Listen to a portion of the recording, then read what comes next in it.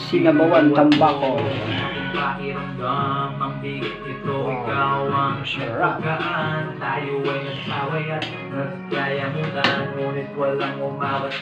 Pinchay lang, may tapat. Tikman natin guys, luto na ba? Saktong timpla.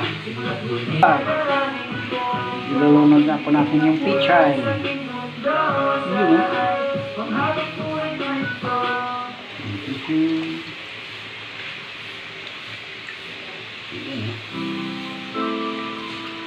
Para sa tanghalian namin, tambakol, sinabawan na tambakol. Alright, ayun po tayo guys, pagkalutong ito.